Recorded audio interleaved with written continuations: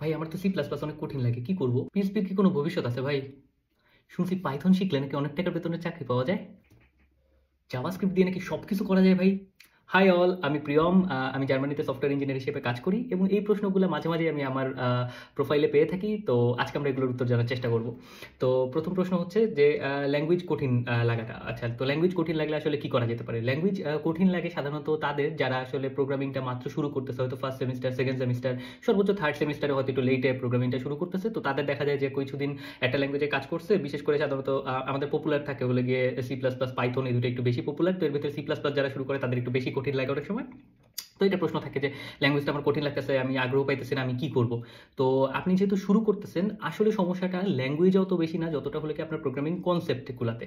তো আপনি যখন প্রোগ্রামিং এর কনসেপ্টগুলো আপনার ক্লিয়ার করে ফেলবেন, তখন আপনি দেখবেন যে ল্যাঙ্গুয়েজটা আপনার আয়ত্তে চলে আসতেছে, ল্যাঙ্গুয়েজটার জন্য অত পেইন খাওয়া লাগতেছে না। যেমন প্রোগ্রামিং এর কনসেপ্ট বলতে হলো গিয়ে কন্ডিশন, তারপর লুপ, তারপর হলো গিয়ে ডাটা স্ট্রাকচার, এগুলা কিভাবে কাজ করে, এগুলো দিয়ে আপনি একটা আপনি যে কাজটা করতে চাইতেছেন সেটা আপনি কিভাবে করতে পারেন, ওই বিষয়গুলো যত প্র্যাকটিস করবেন এবং ওটা আপনার যত ক্লিয়ার হবে, তারপর এই জিনিসটা আপনার দেখবেন যে আপনি মোটামুটি ঠিক হয়ে যেতেছে। কিন্তু তারপরে যদি আপনার একটা ল্যাঙ্গুয়েজ অনেক বেশি কঠিন লাগে, আপনি যেটা করতে পারেন, আপনার যেই ল্যাঙ্গুয়েজটা সহজ লাগে সেটাতে আপনি শুরু করতে পারেন। কারণ যেটা বললাম, ল্যাঙ্গুয়েজটা আসলে তেমন বড় ব্যাপার না।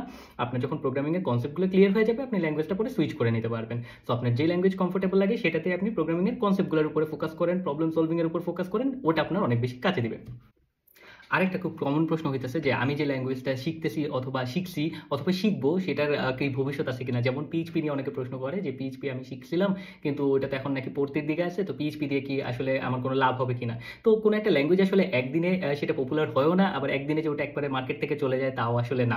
যেমন আপনি যদি খোঁজ নেন দেখবেন যে 1900 শতাব্দী মানে বিংশ শতাব্দীতে যে ল্যাঙ্গুয়েজগুলো ডেভেলপ করা হয়েছিল ওগুলাও এখন অনেক জায়গাতে ব্যবহার করা হয়। যেমন ফরট্রান কিছু কিছু লেগেসি সিস্টেমে এখনও সেটা ব্যবহার করা হয়।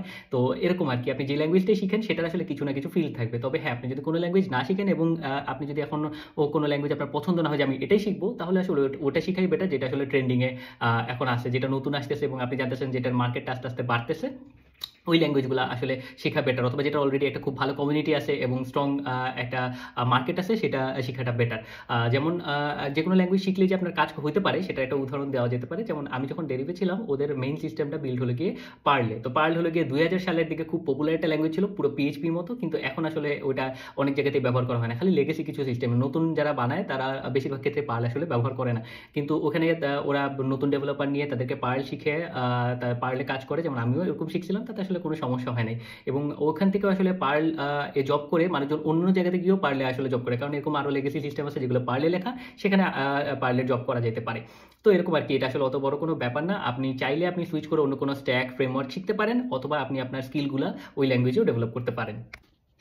পড়ালেখা করার অন্যতম একটা প্রাইমারি ড্রাইভার হচ্ছে টাকা কামানো। তো এই প্রশ্নটা অনেক সময় থাকে যে ভাই অমুক ল্যাঙ্গুয়েজ শিখলে নাকি অনেক টাকা কামানো যায়, এই ল্যাঙ্গুয়েজে কি ওর আরেকটা ল্যাঙ্গুয়েজে কি ওরকম অপরচুনিটি পাওয়া যাবে কিনা, এই বিষয়গুলো। তো ল্যাঙ্গুয়েজ আসলে আপনাকে যে টাকা এনে দিবে ঠিক আসলে ব্যাপারটা ওরকম না, কারণ ল্যাঙ্গুয়েজ হলো কি আমাদের অনেকটা ভাষার মতো। আমি যদি আপনাকে একটা উদাহরণ দিয়ে জিনিসটা বলি, যে সাপোজ ধরেন আপনি মার্কেটিংয়ের জব করবেন, ঠিক আছে, এবং এটা ইংরেজি একটা কোম্পানির মার্কেটিং করা লাগবে, তো আপনার ইংরেজি জানা লাগবে। তো আপনি হয়তো ইংরেজিতে খুব ফ্লুয়েন্ট, একেবারে নেটিভদের মতো কথা বলতে বলতে পারেন, কিন্তু মার্কেটিংয়ে দেখা গেলো যে আপনার স্কিলটা অতটা ডেভেলপ না। তো আপনাকে ওই পজিশনে যদি নেওয়া হয়, তাহলে কি আপনি মার্কেটিং করে ওই পজিশনের জন্য সেলস এনে দিতে পারবেন, ওই বিজনেসের জন্য সেলস এনে দিতে পারবেন, অথবা ওই পজিশনটা ফিল আপ করতে পারবেন, অথবা ইন্টারভিউটাই কি পাস করতে পারবেন কিনা, তাই তো?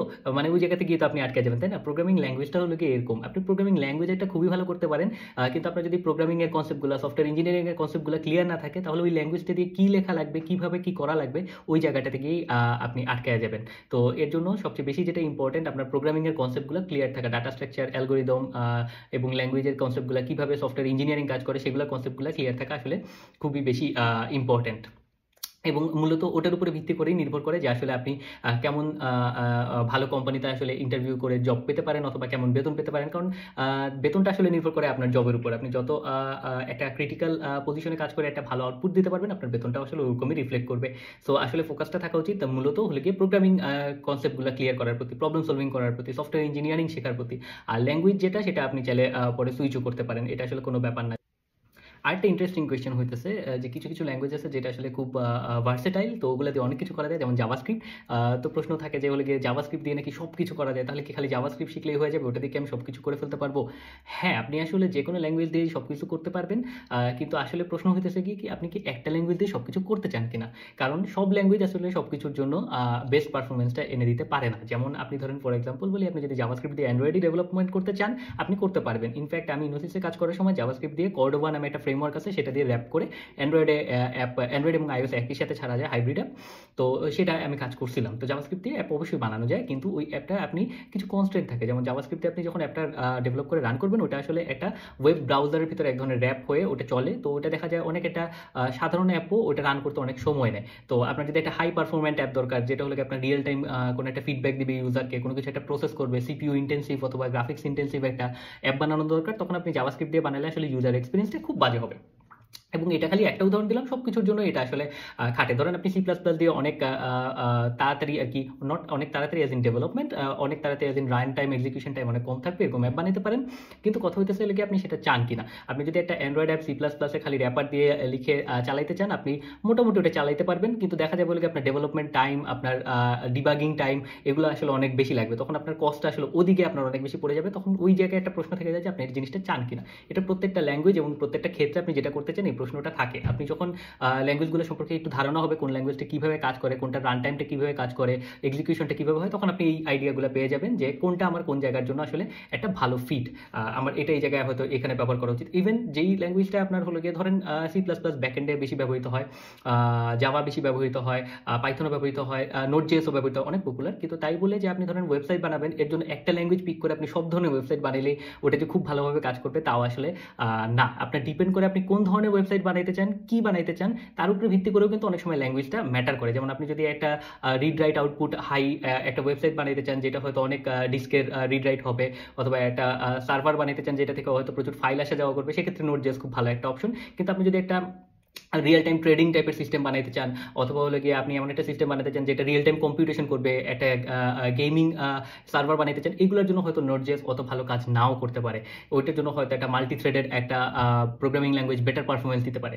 সো এরকম আপনার ইউজ কেসেসের উপর ভিত্তি করে আপনার ল্যাঙ্গুয়েজটা অনেকখানি ডিপেন্ড করে। এবং এটাই আসলে মূল কথা যে দেয়ার ইজ নো, এটাকে আসলে ইংরেজিতে বলে there is no silver bullet, যে আপনি একটা বুলেট মারবেন ওটা দিয়ে যে আসলে সব কিছু হয়ে যাবে, এরকম আসলে না। আপনার ডিপেন্ড করে আপনি কোন জিনিসটাকে টার্গেট করতেছেন, কি অ্যাচিভ করতে চান, সেই অনুযায়ী আপনার টুলসগুলো পিক করা লাগে। তো আশা করি এই ভিডিওটা আপনাদের কাজে লাগবে আপনাদের প্রোগ্রামিং ল্যাঙ্গুয়েজ সিলেক্ট করার ক্ষেত্রে। এবং আপনাদের যদি ল্যাঙ্গুয়েজ সম্পর্কে তার কোনো প্রশ্ন থাকে, আপনারা কমেন্ট অথবা মেসেজে জানাতে পারেন, আমি আশা করি রিপ্লাই দেওয়ার চেষ্টা করব। আর তো সবাই ভালো থাকেন অ্যান্ড কিপ কোডিং। ভিডিওটা যদি আপনার ভালো লেগে থাকে তাহলে নতুন নতুন ভিডিওর নোটিফিকেশন পাওয়ার জন্য চ্যানেলটি সাবস্ক্রাইব করে রাখতে পারেন।